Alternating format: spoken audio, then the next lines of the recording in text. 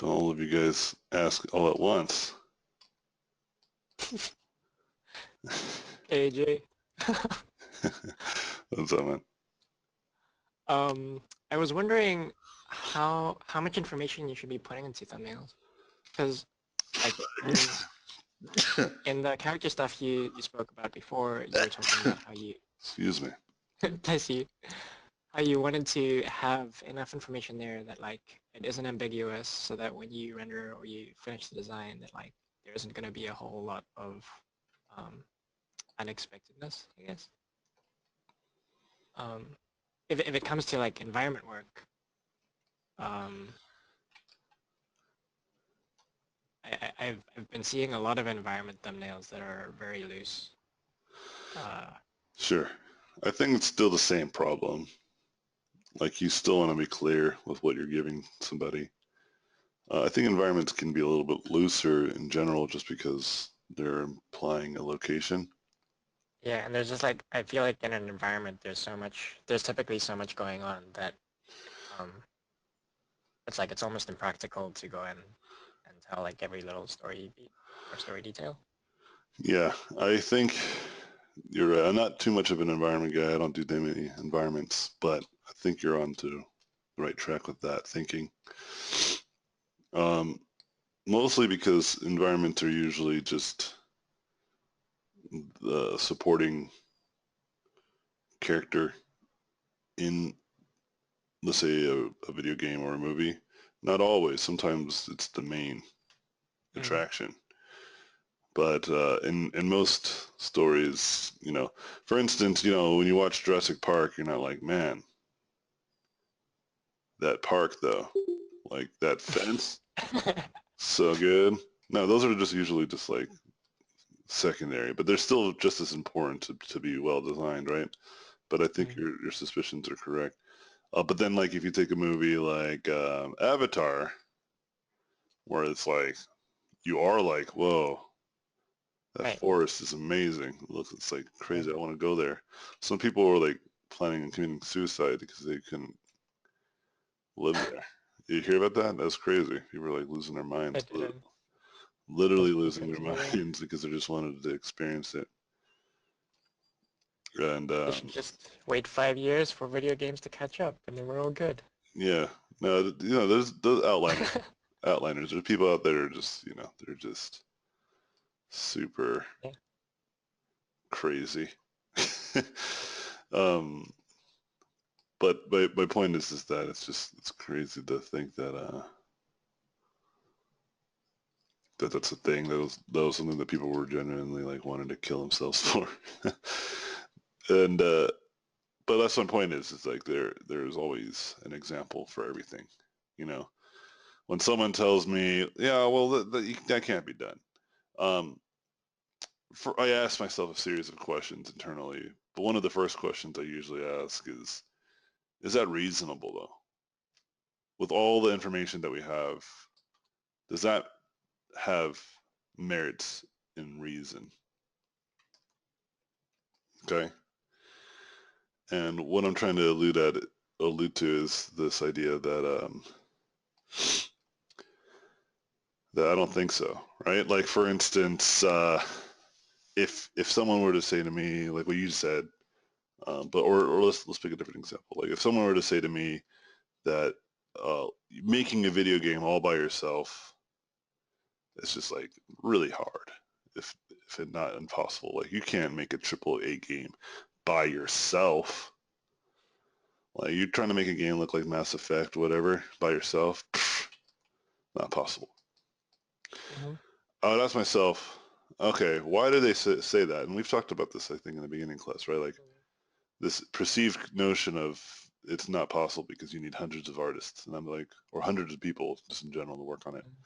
And I would ask, but why? Why do you need 100 people? Not in a pretentious way, you know? Hmm. Like I'm genuinely asking, and I'll do that in myself, like in my head. I'll think about it, like, why? Why do you need so many people? Right? And then once I start thinking about it, I say, well, technically it totally is possible for someone to do it by themselves. You just have to have good art and good programming. And Mm.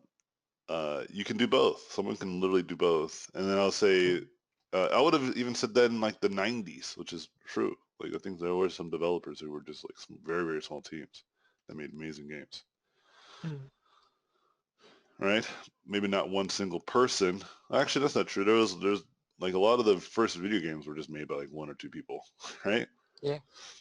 So yeah, I mean, just to see the more I think about it, the more I'm just like, wait a minute, is that just somebody just being complacent, right?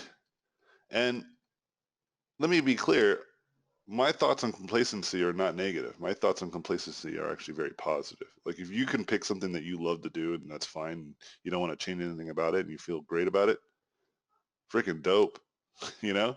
That's actually something that I am admiring to try to have in my life. Simpler goals, right? Like I'm building up my tutorial library again, and I'm building up that that part of my business, which was I did a lot more tutorials than I did teaching. Um, and what I'm discovering is that I have to be cautious still. I don't fall in the trap that I like end up doing so many things again, right? Mm. But I've made it very clear to myself. It's like, no, I think I got it. Like I'm just gonna to try to make video game one day at a time, right? Take Mm. my goddamn time with it, and then what you call it, and just make tutorials one day at a time. Take my time with it, you know. Yeah. And so, getting to kind of the point, like I usually just question whether something is possible or not. So going to kind of this question of like, like is it important to have like fully rendered environments? I think you're right. I think your suspicions are correct. I don't think, and I believe it's true for characters as well. But that's the point that I've always been trying to make with you guys Mm-hmm. is that just because it's the lowest common denominator doesn't mean that's the goal you should be striving for, right? Like True. why don't Yeah. you be the first person that makes these fully realized environments in under 10 minutes? You know what I mean? Yeah. Like you could be that guy. And there's already artists that I can think of that already do that. Yeah. Right? I already could think of one that can do it in half an hour. His name is Mateus Yeah. Results. He's a friend of mine. And he's like one of the fastest environment painters I can think of. Like he could do like a complete environment, yeah, in like half an hour. There's a Facebook group called there's a Facebook group called Spit Paint. It's just like about painting Mm-hmm. really quickly. And Mm. he was one of the best people on there, and he was like knocking out. I remember I talked to him about it. He said, when you start to paint things in half an hour or less, you start to iron out all your mistakes, all your bad habits. And it's that thinking and that epiphany that he had that he told me is what drives a lot of what I try to tell other people too. Like try to give people a similar insight. I've heard you talk before about painting with timers and stuff. Yeah, I'm using one right Um. now. Okay. Yeah. In fact, I think I'm going to do another painting. I'm trying to get my paintings under 10 minutes. And I've been timing myself at 8-minute intervals. I think that's been helping, but let's try this.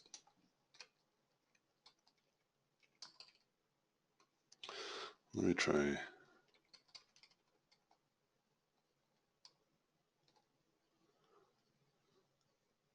But yeah, I mean, there's always an example of each, right? So there's an example um,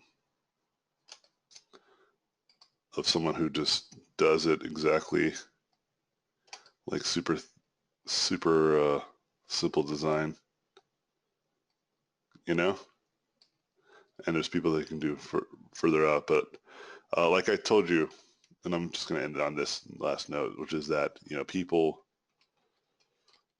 just need the clarity, okay? Like if you have the clarity there, regardless of like how rendered it is, That'll take you pretty far. That alone. Paradigm? Yeah, Never heard of it. thanks. Yeah, you'd be shocked. Like, there's a lot of games that you will find out were made only like by 2 people and are extraordinary. But the point that I'm trying to make with you is, yes, of course, there's going to be like a minimum amount of effort. But like I said, clarity. Clarity is why I use that word very specifically, because that's the key. Because if you do clarified concepts for characters as well, you don't have to Mm. fully render them either. In fact, I don't generally do that whenever I do client work. I don't push them as far as I'm asking you guys to push your work in terms of my thumbnails. Um, I've been thinking a bit about how like maybe the thumbnails themselves are used to answer like a more specific question. So like um, maybe a particular environment thumbnail is like just about trying to find a mood, or yeah, another is just about shape or composition or something. yes, Um, and that when you're actually trying to combine them all, maybe you're like way further down the process when you've actually done thumbnails of all of the previous things separately, or maybe you're just really experienced, I guess. But like trying to think about all of them in the same thumbnail, just like I've been finding that it makes the thumbnail itself take a really long time, to the point where like I almost feel like it it may not be a thumbnail anymore, except for the fact that it's really small. well, it's a thumbnail because it's small, but like if you take 30 minutes to an hour on a thumbnail sketch, but you get hundreds of hours of information, then it is worth the time. Okay. That's my point. Okay. Like if you spend 500 hours on a thumbnail, then yes, your argument is sound. But if you only spend like half an hour, even an hour, Yeah. that's fine. That's actually reasonable Okay. because Thanks. it solves a lot of problems. It solves like tens of hours of potential work. This is hard. Got nothing in the 4 minutes. I think. I think I was trying to start with. I thought this would help, but maybe I was wrong. I'll try again. Actually, it's not. It's not failing. It's actually coming out together. The more time I have, but I haven't felt this specific kind of like, oh man, like nothing's coming out in a long time. And I think it's because of the the rate in which I'm trying to get this done. And that's the feeling that I suggest you guys always get. Some kind of like, there is something to be learned. That's how I feel about it. I'm like, what can I do? So that's 4 minutes in. Let's do another 4 minutes. And then we'll call it done, no matter how far I get.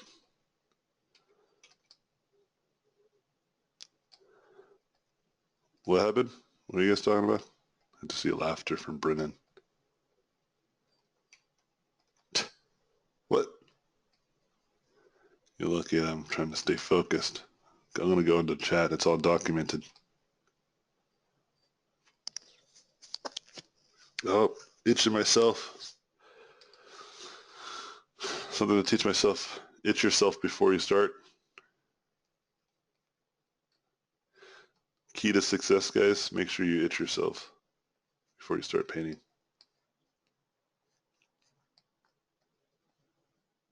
Pro tip. Any other questions?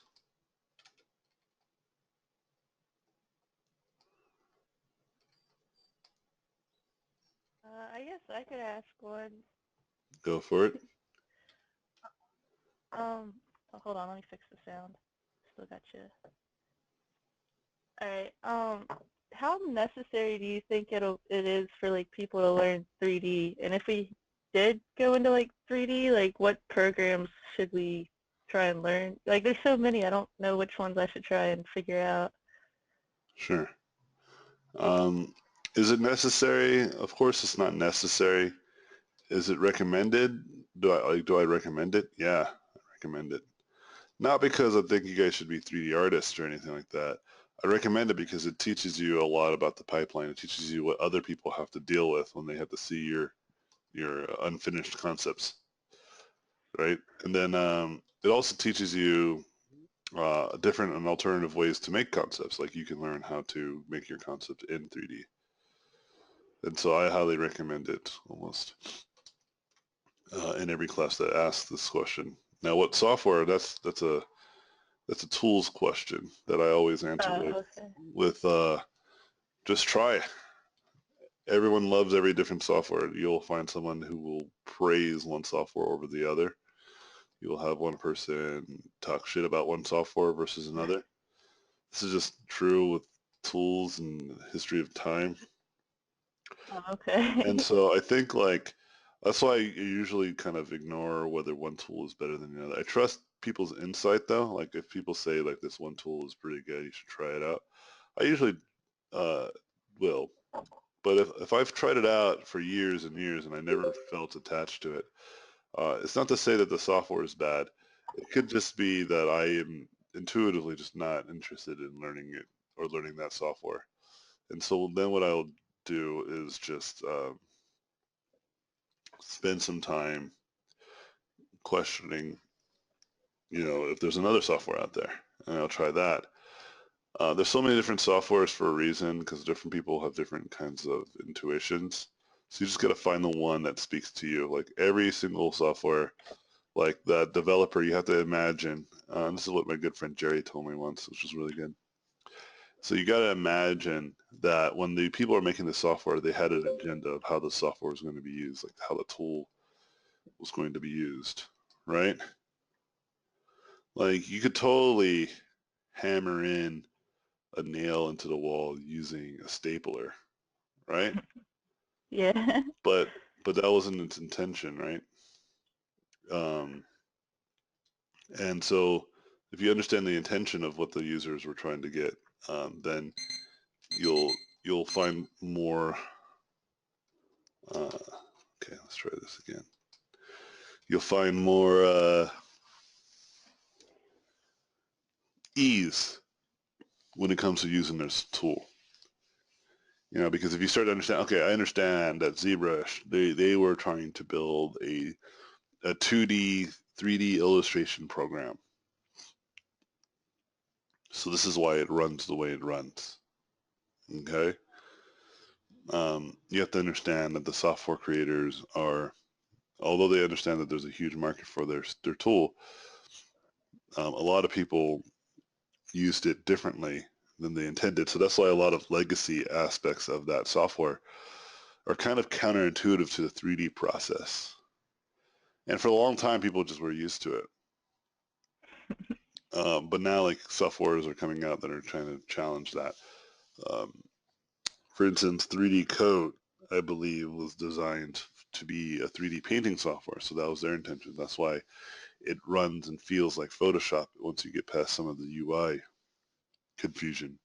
But that's true for every software. But once you you say like, oh my gosh, yeah, this feels like Photoshop. That's why I can like do that 360 painting and it felt fine because it felt like Photoshop in a lot of ways. Yeah, that was really cool. Yeah, and so as someone who uses Photoshop a lot, it became more and more clear to me that 3D Code's probably the tool of choice for me specifically. All right, so I'm going to try this again. I have a different strategy this time.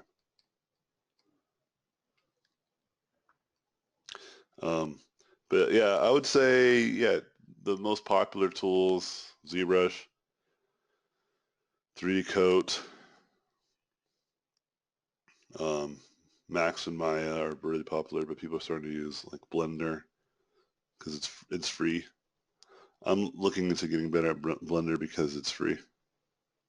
Yeah, that's the only one I've ever even touched, but I haven't done a whole lot as far as trying to learn 3D. Yeah, the problem with Blender, um, in my specific scenario, is that Blender, its UI and navigation is so foreign that it always turns me off after like 10 minutes of use.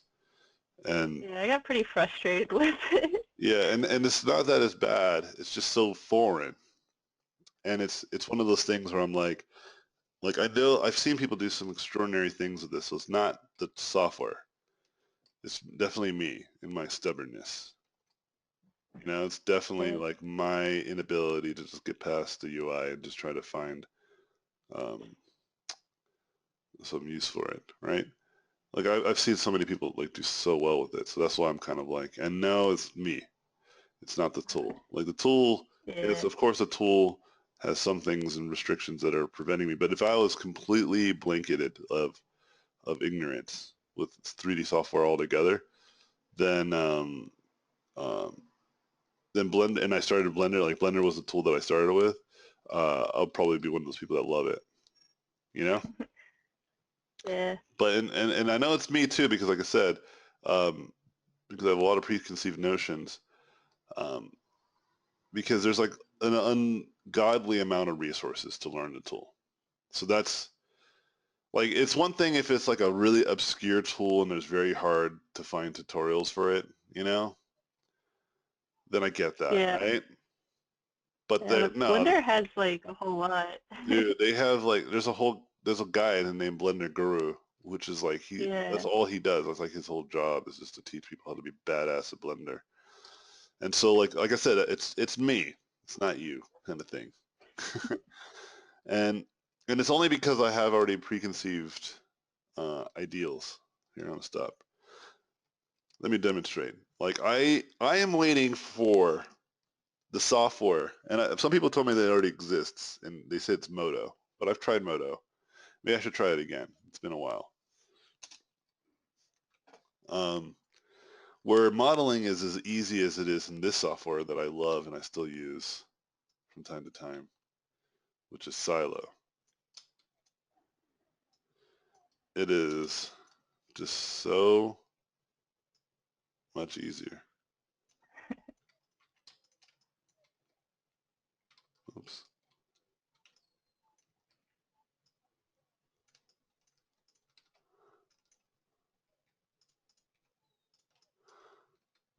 It's so easy to model in this thing because it's like super hotkey based. And it just frustrates me because these guys do not continuously develop on their software. But it's like super intuitive. Not to say that what I've done here is really easy or really cool. I'm just saying, like making these forms and shapes are not that difficult.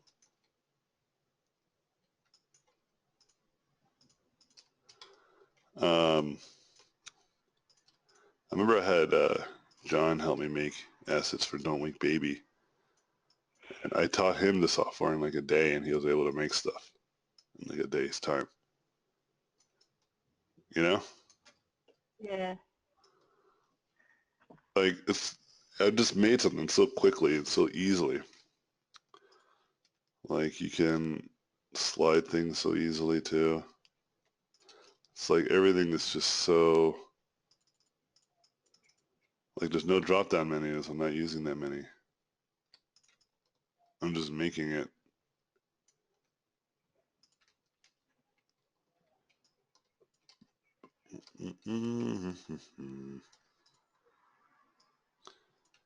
What is that?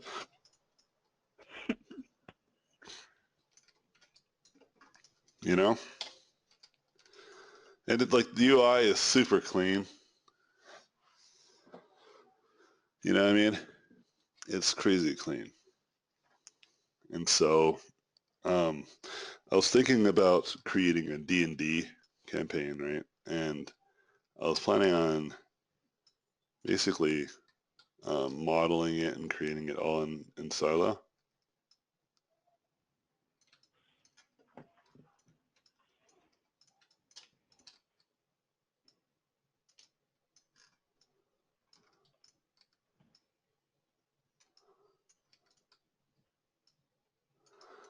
It's crazy how simple this is, man. So like watch, I can make,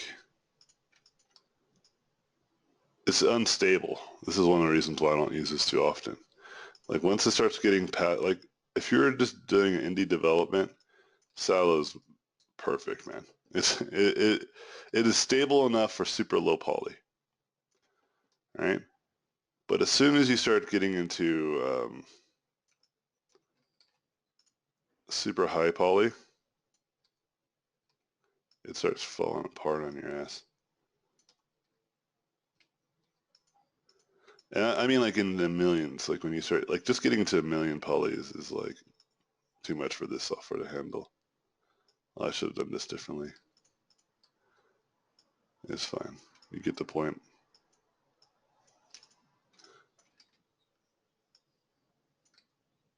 So I was just gonna like build the campaign. Like I was gonna build like a house.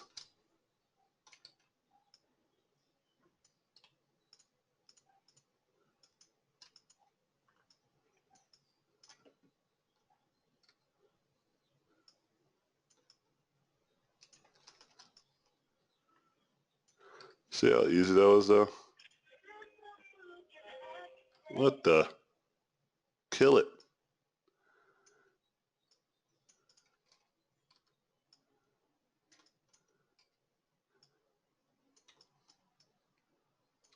And I saw these really cool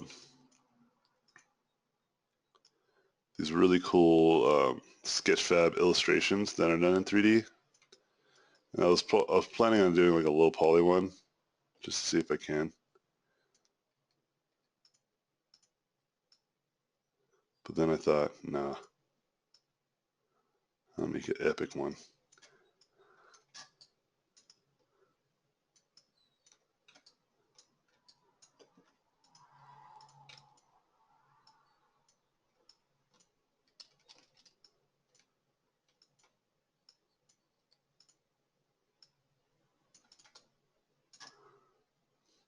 This pretty shitty house. Perfect. You know? Just make that, and you can like make new materials. You know, you can like make like a, let's just throw some really,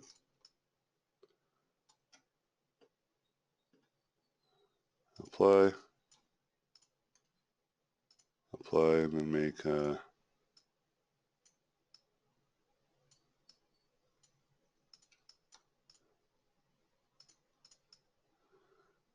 perfect.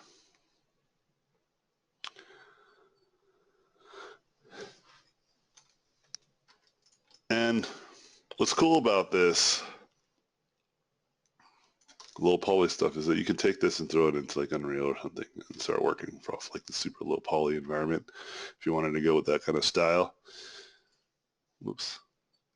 But see how easy it was to just make all that.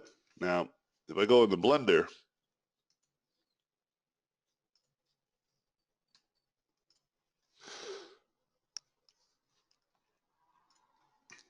like, first of all, I have to just remember, okay, there you go. I have to just remember how to even just navigate. You know what I mean? And then like picking this edge or this this face, like you would think you could just click on it and you start going, but the reality is right click is the actual selection. And see now I'm like, okay, what's the hotkey to even, okay, I'm scaling it. That's not what I want to do. Rotating, that's not what I want to do. Like, that's what happened to me every time. I'm just like, you know what? It's fine. I don't need to learn no Blender. You know? And I know it's not the software entirely. It's me. It's like I just need to figure it out. And I'm sure it's intuitive. I'm sure it'll be simple. But it's like when I've been spoiled with something like Silo in terms of its intuitiveness for modeling. I'm just like, why hasn't anyone else just done this? And there's software out there that's really good. Um, like for instance, Autodesk 360, which I think I have.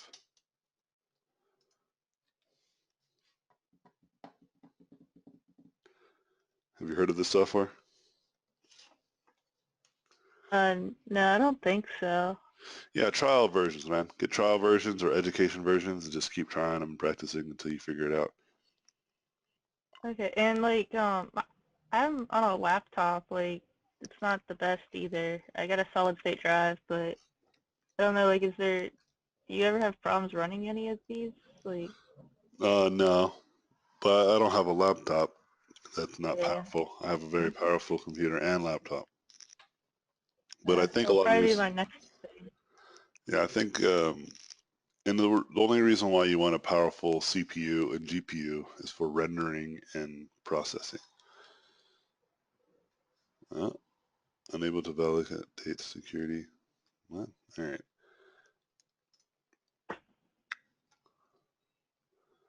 So, yeah, see, I figured it already. Okay, good. And this is like, you're like, oh, okay, look, I can like create a thing. And you're like, okay, well, how do I create? Oh, it's not even letting me select this the side. Usually it will tell you to pick a side. But look, you can do this. Yeah, so you usually would do that. I'm like, oh, okay, so let's do profile. And let's draw something there. Cool. Can I cut into that? And then you're like, uh-huh. Ah, okay. All right. What the? And then you say, okay, great. What has this done? And you're just like, oh, okay. I can like modify. I can pull this out. Oh, that's actually really intuitive. Yeah, this one looks a lot different. Yeah, and then you can do. I forget the hotkey for fillet. F. Yeah, which makes sense. And you can do that. It's just I don't like that. I wish I can just hit enter and it just work. Maybe like if I right click.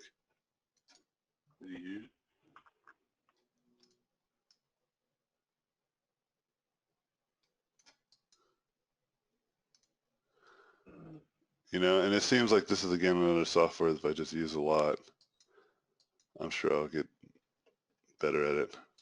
Say I made a stapler, or I'm on my way to making a stapler. And I love how you can like put precise measurements too. It's a whale. Yeah. So like if I want to put 0.1 millimeters, which is like tiny, I don't know why I did that. Let's just do 1. Yeah. Like that's something that I like about proficiency. Of like putting a number value. I like that. You know? And then you can grab all these edges. And it just makes sense. Whoops. I wish you can loop it. Because this will be, I'm sure there is maybe. Someone might have a tutorial out there. Be like, you can loop it easily if you're not an idiot. Oh, okay. But I'm already making something, you know what I mean? Like that's kind of the gauge of whether I think the software is reasonable or not. And I'm like, yeah, this is totally reasonable. It's like another question I would ask myself is about, um, can I actually mirror that? And you can.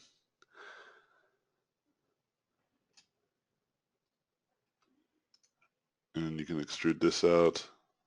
You can make it wider. You see that? Thinner. They have a really cool system in terms of that I found interesting. They have a really cool system where you can basically create different like groups and then save them in files. And then what you can do is like have them in different files, right? Hmm. And then open up a new file and then call to those pieces into one like master file. Like let's say you're building a robot. And so in one file, you can have like the fingers of the robot where you model the fingers there. And if you save it and you go to your master file where you see the whole robot, the fingers will be updated. Does it make sense? Oh yeah, that's really cool. Yeah, because this is a CAD software, so they understand that there's components.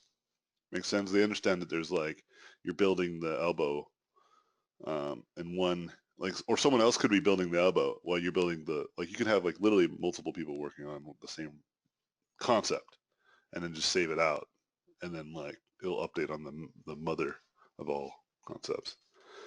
And I thought this is a great tool. I was like, man, this is pretty fucking cool, you know? And especially for designing. I'll see those are some more tests. See you later, man. I wonder if I forgot how to export. If you can export. Yeah, and you can export this as a. I guess you can't. They won't let you do it any other way. Because I think I have the trial version still, or the student version.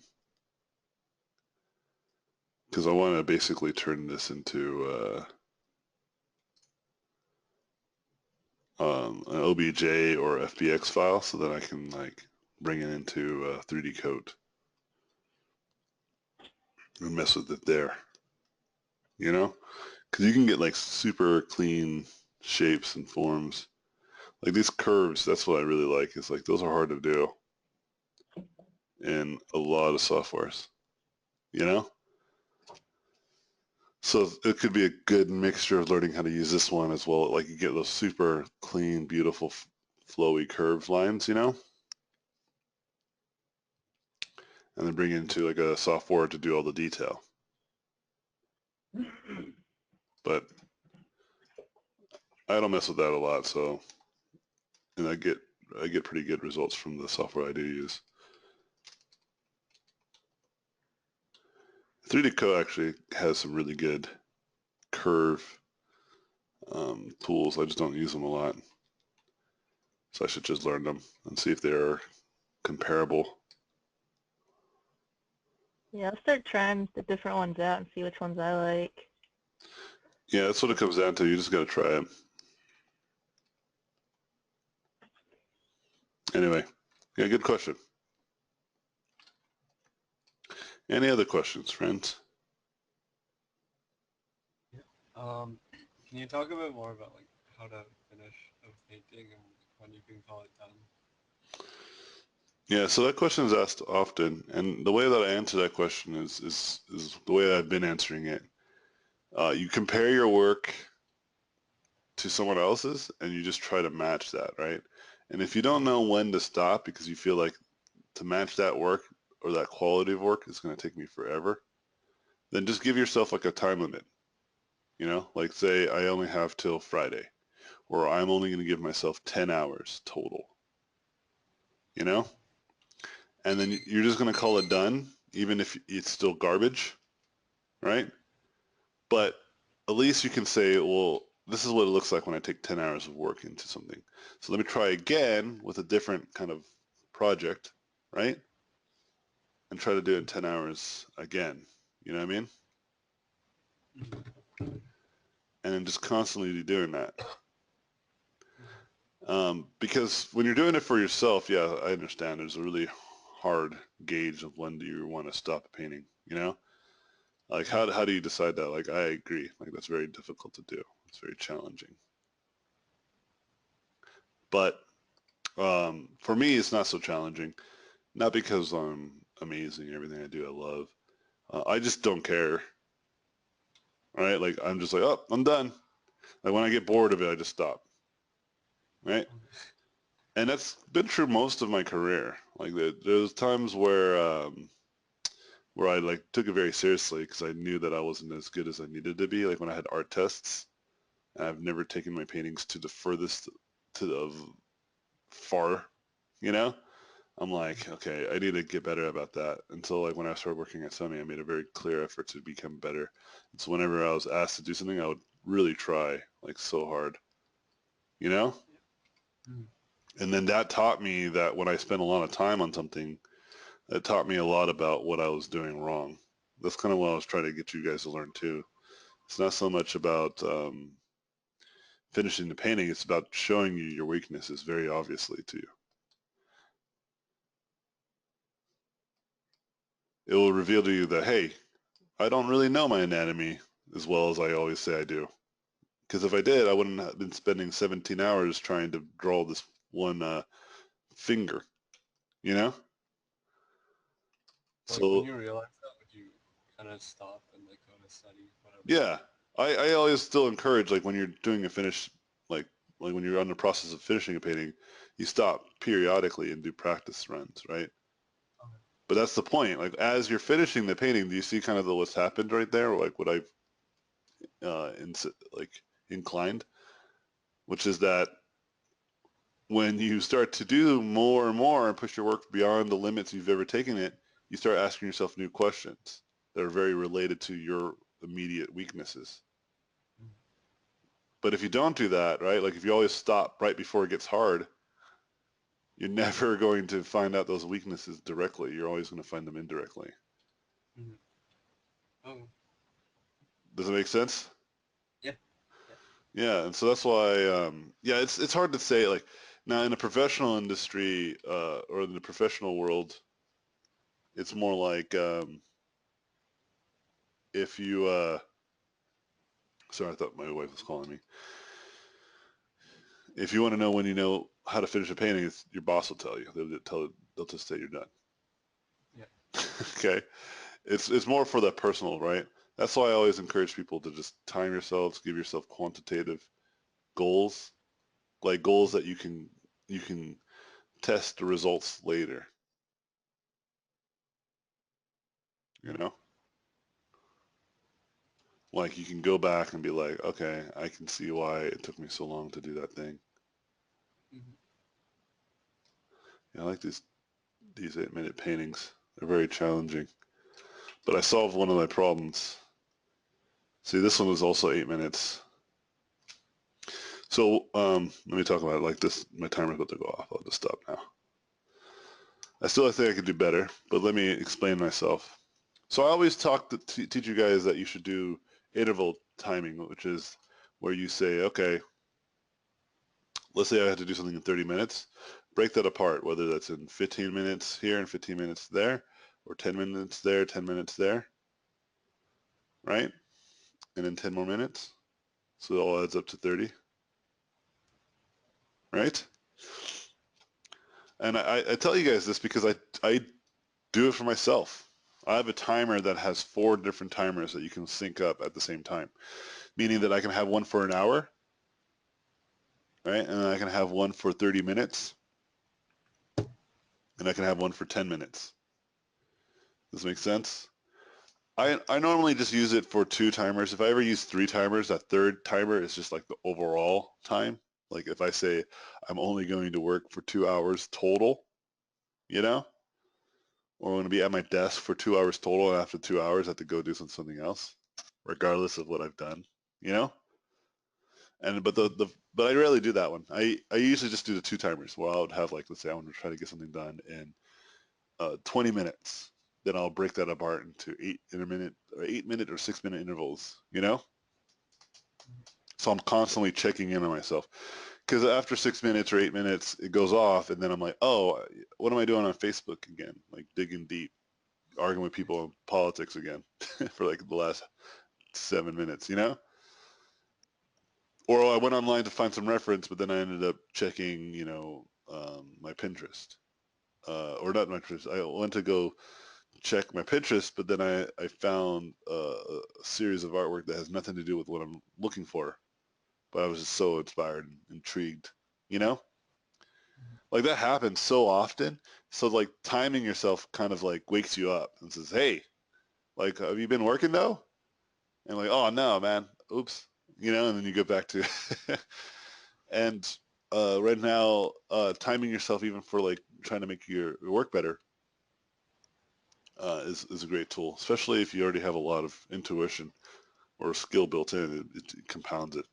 For instance, for me, I'm trying to get under 10 minutes, 10-minute paintings. So I've been testing myself with 4-minute intervals. Because at first, what I did was this one, which was about 12 minutes. right? If I remember watching myself, it was like about 12 minutes in. And then what I was saying, well, I want to do it faster. And so this painting, I think I did basically challenging that. I was like, I'm going to do 4 minutes and then another 4 minutes. And in the first 4 minutes, I found that I was way too loose. I was trying to airbrush the technique and didn't work out. But also I was zoomed in too much, I felt. I was like, look, if I want to get things done quickly in that first 4 minutes, I have to do what I already know works, which is drawing afar. See, I already got a whole character body in less than 20 seconds, right? But if I start with the head, which I sometimes do, that's not the whole body. And I can spend 20 seconds like, well, if I want to get like the bigger picture, I have to get down to the legs or at least the feet, as soon as possible. Make sense? Yep. And I'm more aware of that because I made the first mistake of doing that wrong. And then so then when I started my second round, I was more aware of that. And so, and just constantly doing this, I'll just get better. I want to do it again. And I'm doing it under 10 minutes so that if I give myself 5 minutes, that extra minute will make a big difference. All right. But yeah, taking paintings to finish is like, again, you have to have some quantifiable way to gauge that. So if you say, I'm going to spend no more than 20 hours a painting, you know what I mean? Yeah.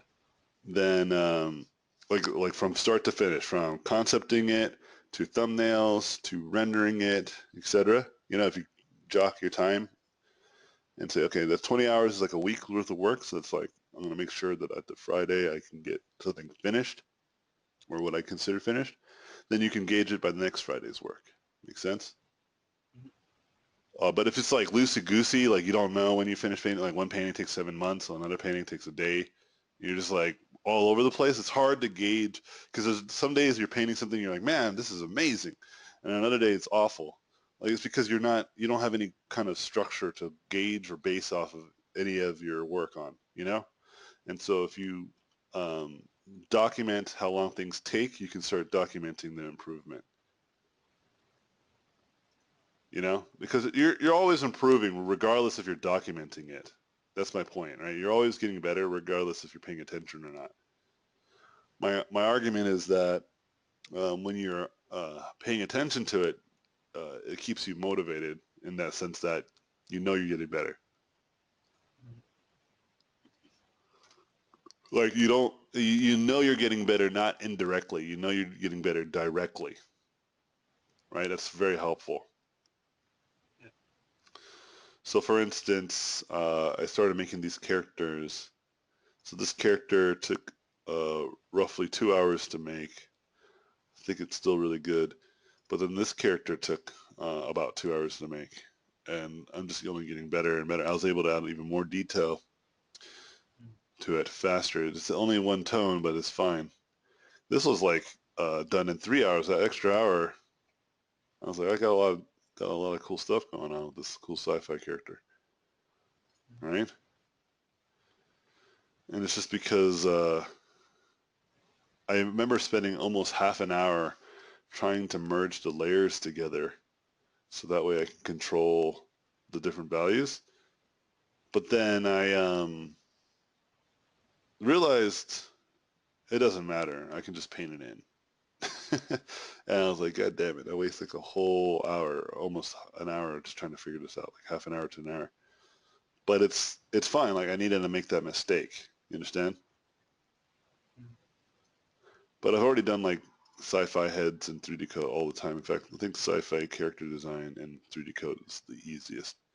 And I think organic character design is the hardest in 3D Code. But I'm starting to get used to it. I'm practicing in there. So I believe like this thing took me about an hour to 2 hours. Right, and this one's like poorly like re-topoed. Like they're like floating pieces. It's not even completed. It's using just like temporary material. you know? Took me a while, but this is just learning. So if I keep this up for a year, you know, my goal, if I keep this up for a year or even longer, absolutely longer, I might be able to pull off something like this.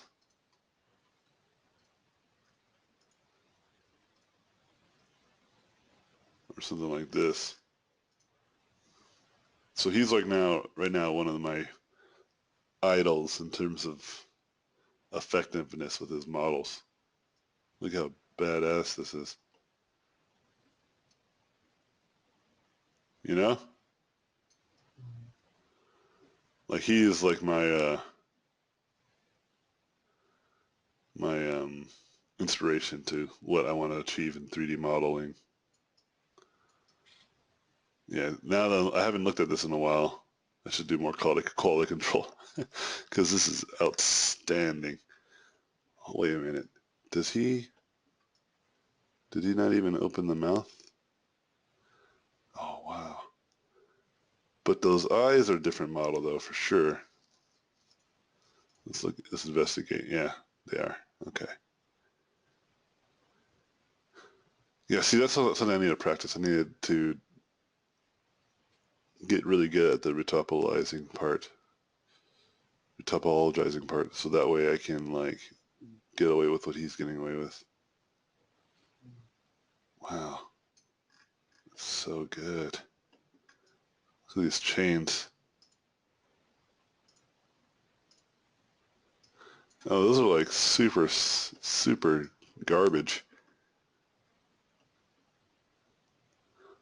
See, but it's educational because you think about it, it's fine that they're garbage because they're tiny. You know? You learn something every day. Like maybe someone else would spend fucking a year just making these look so dope, right? That's kind of what I've been doing, right? But like he's like, nah, if you just make them look like the material they need to be, you can literally just um, get the normal from a high sub D, something that you have no idea what I'm talking about. But don't worry about it. My point is that like I'm like, oh yeah, of course, I could do that too easily. I can model something shitty in Silo, throw it in there, and then add a lot more detail to my concept. Like, how did he do these? Damn, like even the spikes and the, it's so good. Right now, if you think that one's impressive, right? Like this one's just like fucking next level. Look at this. How in the fuck did he do all this? I thought to myself, right? This is insanity, you know? And I checked out the wireframe. He just uses cards. He's just really good at them. I need to figure out how to use cards too. Cards are basically just like 2D planes, right? Like or 3D planes that are just having just like a very simple 2D art on it. You see what I'm saying? So it's not like he modeled this. It's like it's floating on like this 3D plane, and it's just floating on top of it, and it creates this appearance that it's like mucus. It's so clever, and it has like even though it's 2D plane, it has its oh my god, look how gross that is. That looks like real. That looks like real blood right there. And one thing that I think he does really well though is that he's looking at he's following along like real reference. You know, he has like real life references he's making these from, so he's learning a lot about how to make these things look so believable. Yeah, he went and found a real life zombie and he took a picture of it. No, like I think this is from The Walking Dead. Like a lot of his stuff is like he is a 3D modeler through and through. That's my point. Like nothing here I think is his original idea. Like these are all either concepts or obvious manufactions or replications of concepts or models or characters that already exist. That's what I'm trying to get at. Let's go Predator.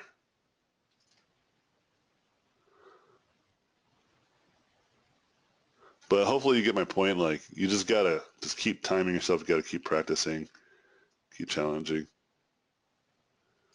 Yeah, see, this one's not as impressive. Like, so this is clearly an older model. And it looks like the teeth are modeled in too. Just the eyes. It seems like eyes are the things you just don't model in. I wonder why that is. I wonder if it's just because it makes it... I know, like, if you're animating it, but I don't know if he's planning on animating these, but I guess he is. He's trying to say, look, I'm a fucking badass character modeler. I think that's his goal. Anyway.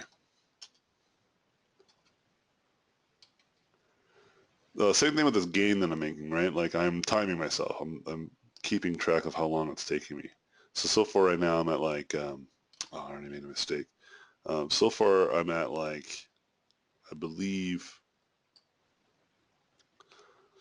20 hours, maybe 15. I don't know, but definitely like about 10 to 15. I'm sorry, 15 to 20 hours for sure. It's not that I spent a whole week on it. Oh, I'm sorry. Like, it's not like I spent a whole 2 or 3 days on it. It's just collectively that's what it's getting to. Does that make sense?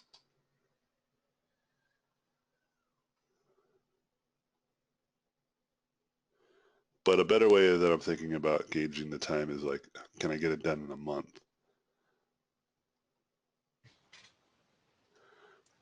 And I want to get together with my friend. I think after the end of this month, I want to try to get with him and try to make games in days or weeks.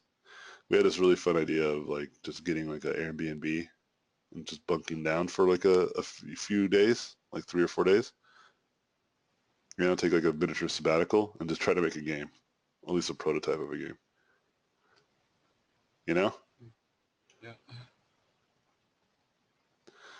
Yeah. Where are you located, John? Maybe we can invite you. Help us make it fast. I'm on the East Coast. All right, drive on over.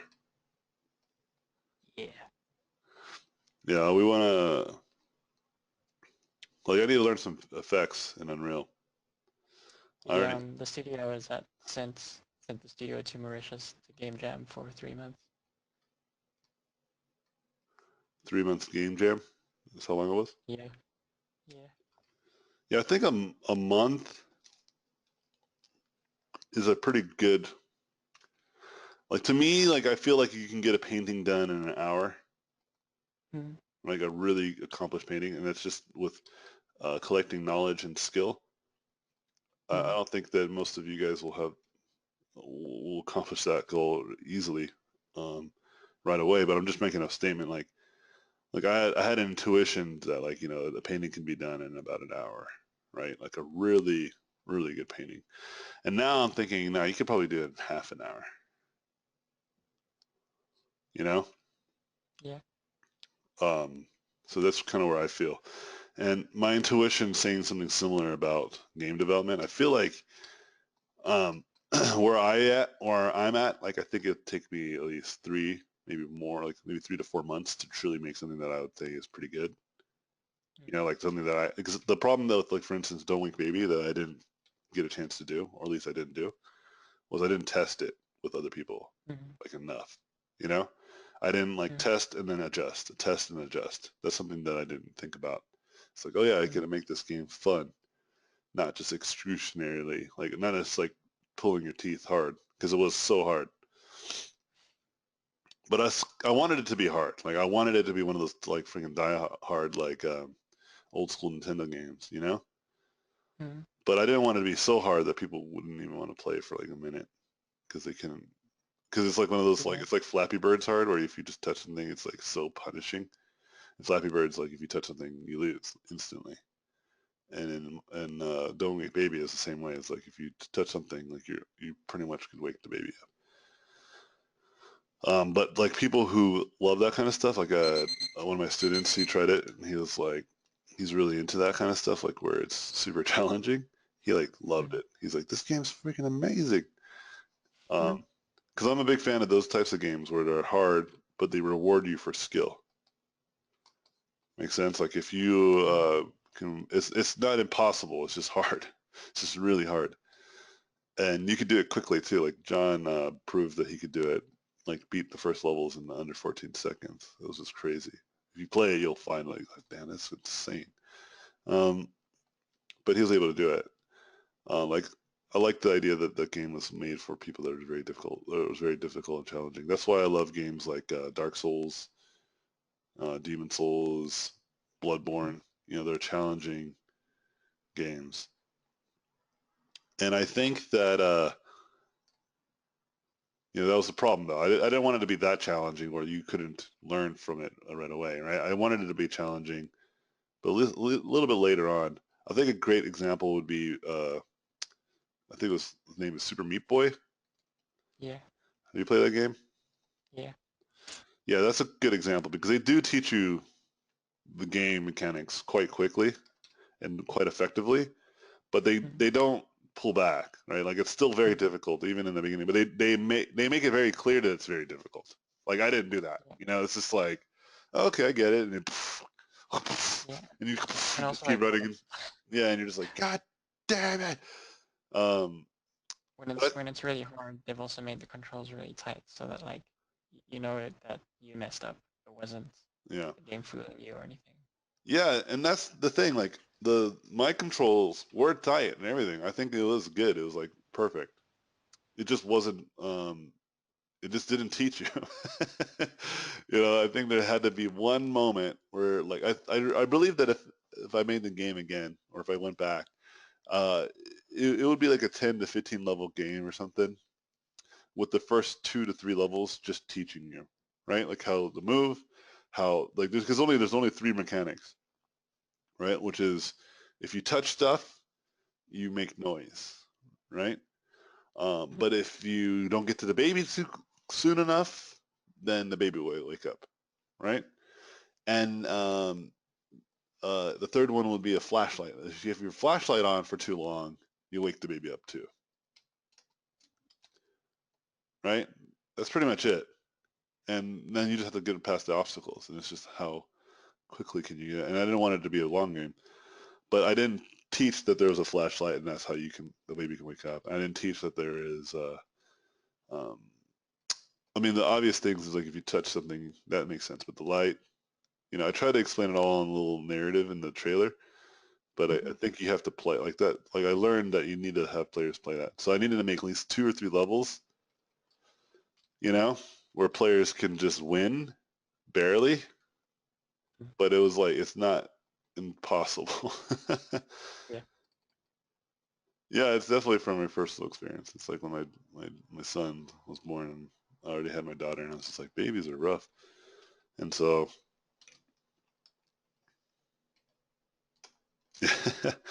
like I actually thought about bringing back that game and making it again. I'm not opposed to that. I think it'd be fun to just revamp the remake and actually call it Don't Wake Baby 2. And people are like, where's the first one?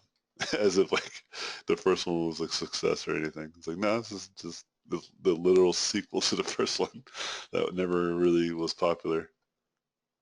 You know, pull a Final Fantasy 7.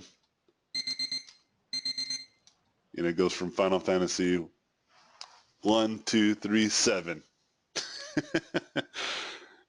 Yeah. Yeah, this one turned out better. I even got like a little bit of a background in there. This was also done in about 8 minutes. Yeah, I'm getting better at this. You keep at it. But um, yeah, I mean, time in yourself, guys. Time in yourself, super valuable. All right, any last questions? I'll take one more question. I'm gonna do one more 4 minute or 8 minute thing.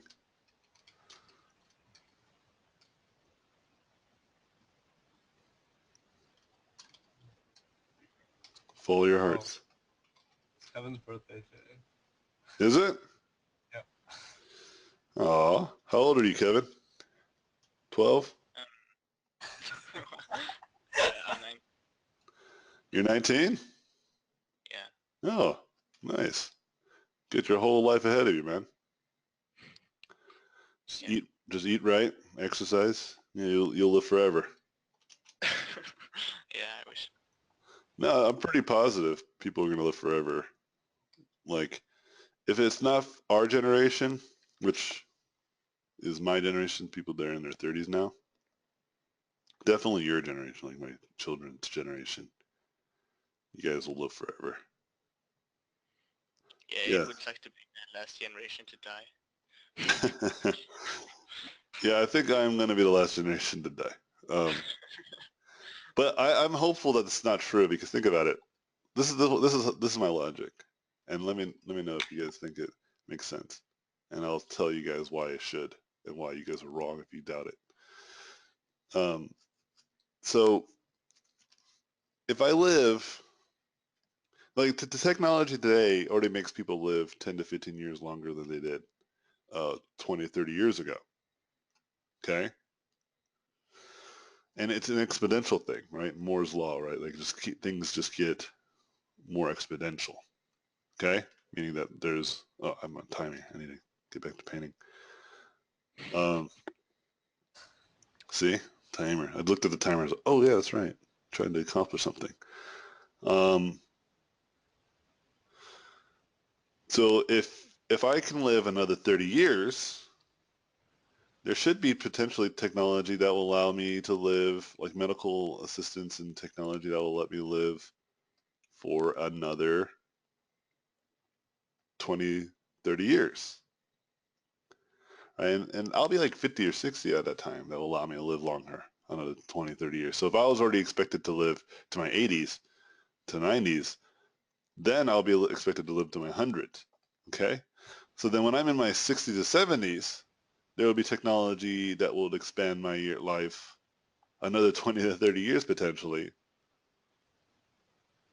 even from that age, right?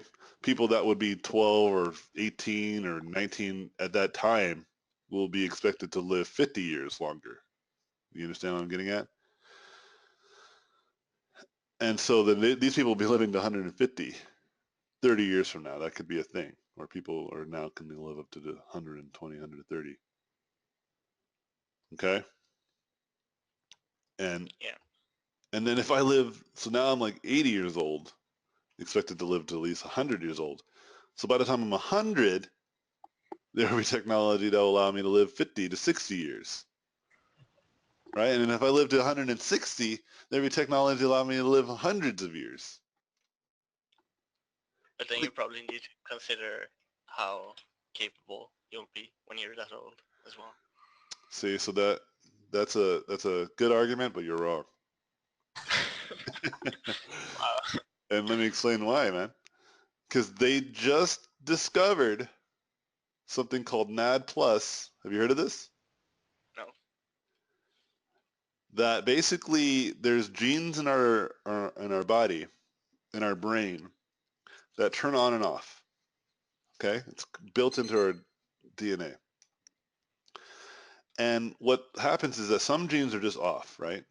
It's like one of those things when you're in your 20s, you can eat shitty, like really bad foods. Well, not entirely. Like you can have a bag of Cheetos and smoke and do some drinking in your 20s in a reasonable level. Right now, it's getting out of hand. People are detrimentally destroying themselves because of how much they're consuming. Right? We're not invincible, of course. Okay, but you know what I'm talking about. Like when you were younger, you were way more resilient. Correct? Like in Yeah. fact, my one of my teenage boys, like he was eating like hot Cheetos like every morning. Like he was really bad. It was bad, man. And I was like, son, you understand? Like I get it. Like you you don't want to eat the way that I eat because I eat vegan, right? It was like, but everybody understands that eating hot Cheetos for breakfast is not healthy. Okay, I was like, that is not an healthy alternative. Okay, like I get it. You don't want to just eat veggies all day. I get that. That's fine. But stop. And then when he did, he stopped. Like he went way back. He went back to his normal health and health. Like he bounced back pretty quickly. You know. For Yeah. me, it's a little bit harder. I don't bounce back as quickly, right? Because I'm getting older. That's just how it works, right? And so this NAD plus, basically what it does is it says, as you get older, like there's parts of your brain that just says, hey, you're getting older. Like we're going to activate these parts. And NAD plus is like, nah, keep that shit turned off. You understand what I'm getting at? Basically, they did this on lab mice and or lab rats, and they discovered that like a 2-year-old lab rat, which is a super fucking old rat, right? In rat years, had um, the genetics of like a 2-month-old rat, like a newborn. Okay, it doesn't mean that they were like not wrinkly and old, like their body was like older, right? Like that will still happen, right? We will still kind of age, but that will also go away. Like we will have cosmetics that you can just put lotion on your face and it's like made from nanobots and they will reconstruct all your that kind of stuff can happen. We already have things where people can actually maintain their health, right? Just visually, for until it becomes a problem, so until they start looking like plastic people. But even that will be solved, right? My point is that the thing that gets people, what kills people is aging, right? Like if you don't get if you don't have the bad luck of getting something like cancer, right, or like having some sort of ailment or disease, or getting hit by a car, obviously, or anything that's out of your control, right? But if you just die from just being old, what ends up happening is people are, as they're getting older, and plus it has a lot to do with the consumptions of what we do these days. Like we have more access to more terrible food than ever before, right? And so when people get older, even though we can live longer, like that's happening, right? People are living longer and longer. But there was a time where even though you live, let's say, only to 70 to 80, let's say that was like the scope of life at the time, you you would only really be really sick and dying towards the end, like the last 2 or 3 years of your life. Okay? But that's changed in the last few decades to the point where even though we can live to 100, some people are living up to 100 or 90 years old, people's quality of life declined around 60 years old. Okay? That's specifically our parents' generation. Like our parents will start encountering bad health issues around their 60s and 70s, even if they live another 20, 30 years, right? Our generation, people that are in my generation, which is the millennials, right? People that are in their 30s or late 20s or late 30s, like between late 20s to mid to late 30s, people in that age group, specifically myself, we will start experiencing bad health issues in our 40s. I've already kind of experienced that. I had a tumor, right? And then, Kevin, you'll experience it in your 30s. Yay. I'm just being real. This is how it is. Okay? And then that's if you live in the Western society. Do you live in the Western society? I'm assuming yes. Yeah. Yeah. From your accent. Okay. And so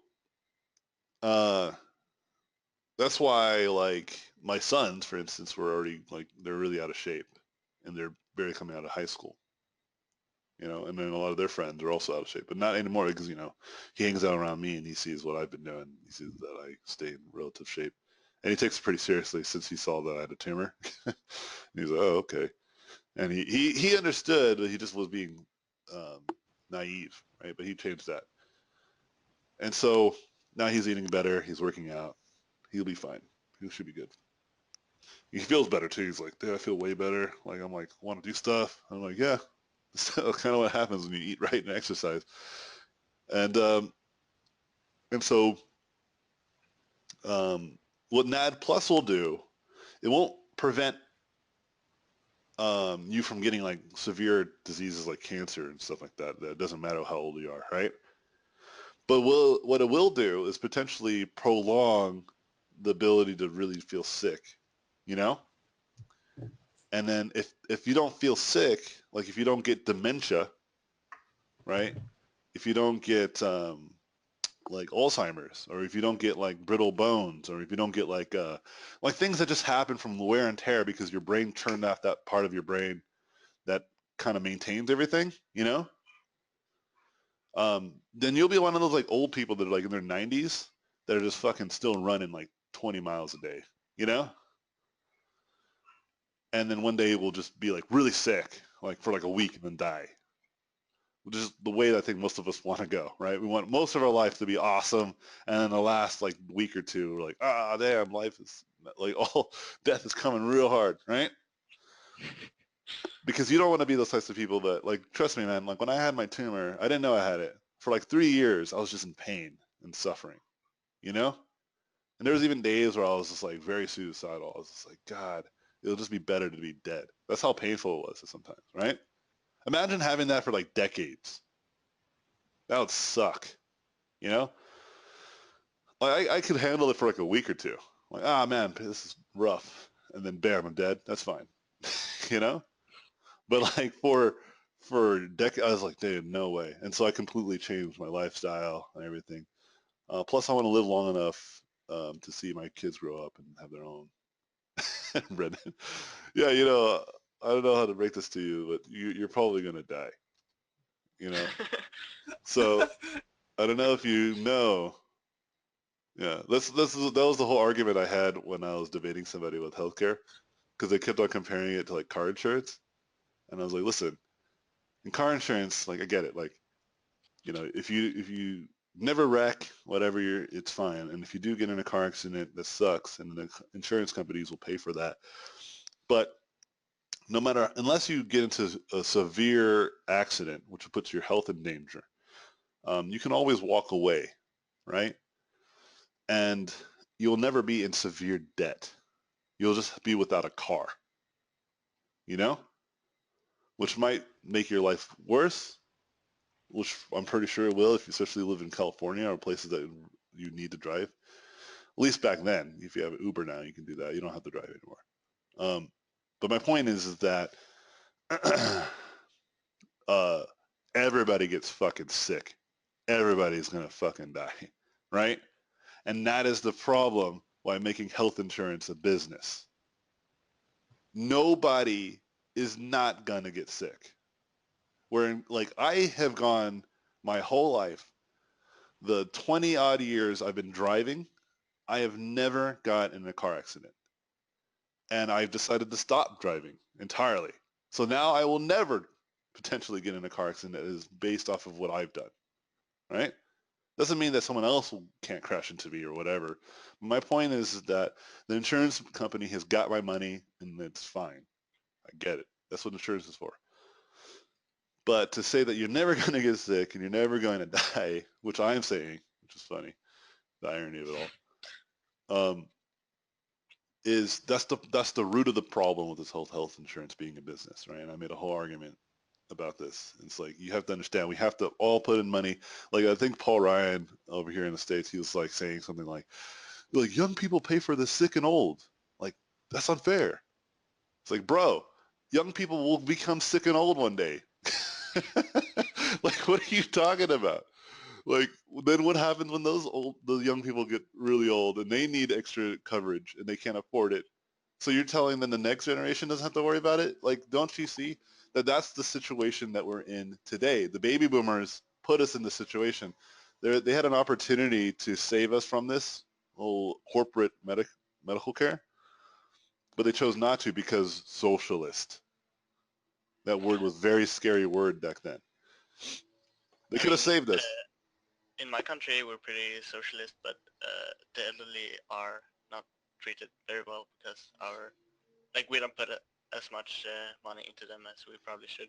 Yeah, Considering, it's because of stupid arguments like young people shouldn't pay for old and sick people. It's so naive. It's so short-sighted, you know? And that's the whole point. Like young and healthy people should put a lot of money in to invest for their parents, their grandparents, right? But also yeah, for themselves, so that it's a standard that is built so that when you get old and you can't take care of yourself, then the government's like, we got you, no problem. We have plenty of money, you know? yeah, But people are super selfish and greedy, and they're like, I'm gonna live forever. And like I said, I really believe that there's gonna be like my children are gonna be the generation that's gonna live forever for sure. Not because they'll create immortality, it'll just be an exponential sense of immortality, right? Like there will be like apps that you can just have on your phone or your like brain phone that you can just see in your eyes, right? You can just look in the world and just creates, virtual reality always. Your brain will be like, oh, you're down on vitamin D. Make sure to go, um, make sure to go outside for like 10 minutes. You know, and you'll just get alerts because your body's constantly being monitored. You know, and then it'll be great that one day we'll have like solar panel skin. Like, could you imagine like just putting like a little solar patch on your body, and it just is like it's like plugged into your veins, but it's like super powered, super charged, and it does everything for you. It just basically creates nutrients, like in this little patch. Like that's totally possible, man. Like think about it. Why do people eat? Yeah, see, Joy already knows what's up. She's like, of course. It already clicked in her head. She gets it. I'm gonna explain it for you guys a little more elaborately. Um, like, where do we get? Why do we eat animals and plants? Like, why do we eat food? To get energy, right? So where do the plants and animals get their energy? Well, let's start with the animals. Like, where does a cow get its energy? The plants, right? So then where does the plants get their energy? The sun. So why don't we just cut out the middleman and go straight to the energy source? You understand? It's like, yeah, you just basically create like something that would be similar to photosynthesis that would just create sugars and proteins and nutrients in the patch on your arm. You just got to be out in the sun for like 10 minutes. And you don't have to eat for years. Solve world hunger. Just pass these things around. Okay? But that's like I have like this movie idea built around a very utopian society. Like a lot of like movies that say the future is like really dull and post-apocalyptic, like Mad Max, which is starting to become more and more potentially true as the days are going. But I had a very optimistic point of view with this movie idea, and it's just saying, what if the future was just fucking awesome and everything was awesome? We all got along, and this is all the awesome technology. But that's the context of the world, and then it's just a heist movie, right? And what are these people heisting? They're heisting really large fucking things, planet-sized things. You know, like one of the lines in their movie idea was like, it's like we're robbing the slot machines from the casino. It's like, no, it's not even that we're robbing the slot machines. It's not even that we're robbing the casino. It's like we're robbing Las Vegas, something like that. Basically, Fast and the Furious in space. And so and we wanted to just push like a bunch of cool shit in your face constantly. Like you go to a restaurant and they're like ordering a drink and it's just 3D printed in front of you. The cup's 3D printed and then the drink is 3D printed, the actual liquid. And walking in, like everyone just lives in space because it's just there's plenty of room. You know, like when planets become like oases, like islands, like going to Hawaii. Like going to Earth would be like going to Hawaii, which is like a vacation spot. And that's just the context of the world. Like we're not sitting there constantly world building. It's just that's just what's happening as you're just watching the film. It's very reminiscent of stuff like Total Recall. Like there's just a lot of cool shit happening, but it wasn't about the cool shit. It was about the memory being erased and replaced. Right? I think a lot of movies don't do that too much. They just do too much exposition, try to explain like this is why all this stuff is cool. Let's explain it instead of just showing us and then just moving on with your life. Like Star Wars does that really well. Like the first Star Wars films, like nobody questioned like half of the things that were happening in that film. They're just like, this is fucking cool. Like nobody questioned why Obi-Wan Kenobi can just do magic. Like he's just like, these are not the droids they're looking for. And then just like, oh damn, he's fucking cool. He's just magic. Nobody questions why there's laser swords. Nobody questions why there's a giant moon-sized space station. It's just the context is this universe is fucking dope, but here's a story inside of it, right? So yeah, I believe that can happen, like solar powered like food implants. So when that happens, then you guys know we will live forever. All right. So when one day when we're all a hive mind and we're flying in space, and just one giant hive mind, and then we can joke about how we'll be like when Kevin and I and Joy and Renan and all of us are just one mind. We'll laugh like, remember that one time we took your class, and now we're just this hive mind flying through space and eating suns. I was like, yeah, I remember that, and I remember all your memories because we're all one memory now. Yeah.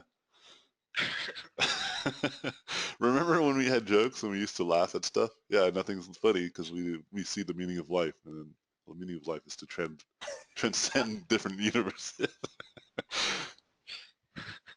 You know, give it another 100 years. Okay, I'll see you guys in 100 years when we're like eating suns. Yeah, I really, one of my dreams right now is to see Jupiter with my eyeballs. Dude, that's gonna be a trip.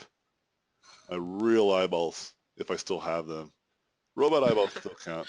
I just want to see it. I want to experience it, and I feel like that's crazy. It's so immense. Like, just imagine being so close to it, you could feel it pulling on your body. Ah, man, it's intense, and it still seems so fucking far away, right? Like, imagine that this is it. This is space, and then here's Jupiter, right? It's like that small to you guys' perception, right? And you can feel it like pulling on your fucking body. That'd be rough. That'd be so dope. Because it's so enormous, you know?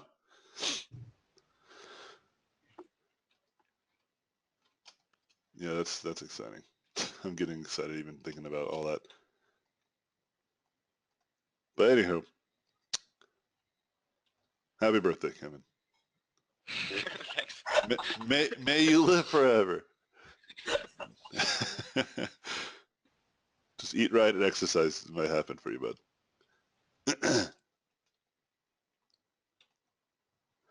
All right, any other questions before I go? I'm gonna get to work. I need to get to work right now.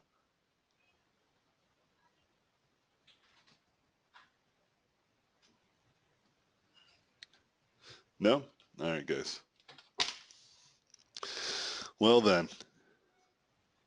Yeah, I think it was NAD plus. There was no H in there. I believe it was NAD plus or NAD 1. It was something crazy. You know, NAD plus. Not the supplement. Ignore that. Because they're trying to like, I think they're already trying to like, oh, this is it. No, like you got to look at the,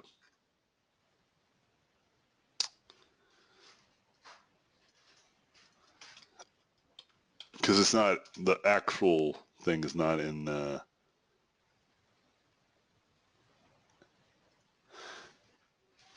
this is old. It just happened recently, like a month or two ago. Hey, son.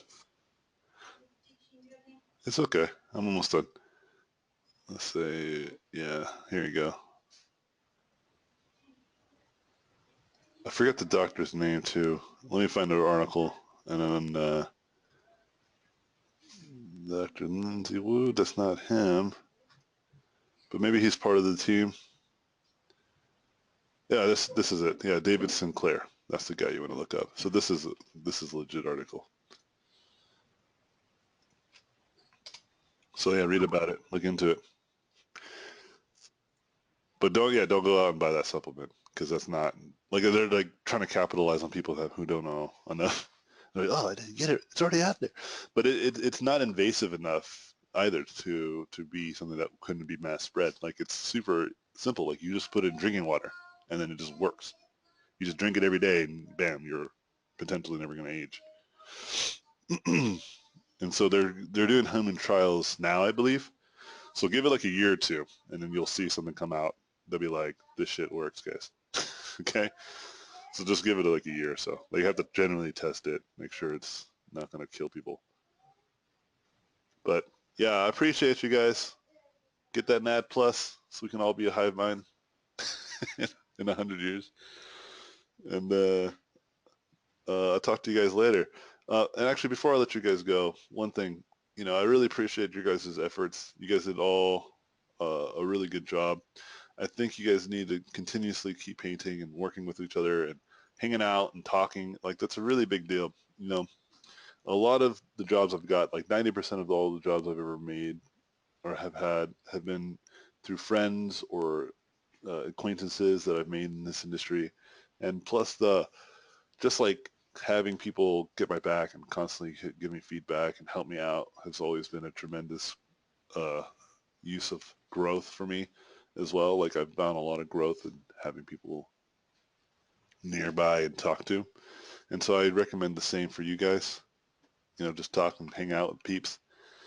And yeah, check the Discord. Next Friday, submit to me your latest works. And then, yeah, peace out. If I don't see you guys anytime soon, I'm sure I'll see you guys in the future. Later, guys. Oh, we're not meeting officially. It's just a Friday deadline. You just send me your stuff on Friday. It's not like we're meeting a class or anything. This is the last class. Peace out, guys. Appreciate you, and talk later. Thank you for watching this video. I appreciate it. Please subscribe to watch more in the future. If you liked the video, I would appreciate a thumbs up. If you like this content, you can go to my website, robotpencil.net, where you can find mentorships, tutorials, and a Patreon to get more exclusive content. Thanks again, and I'll see you guys in my next videos.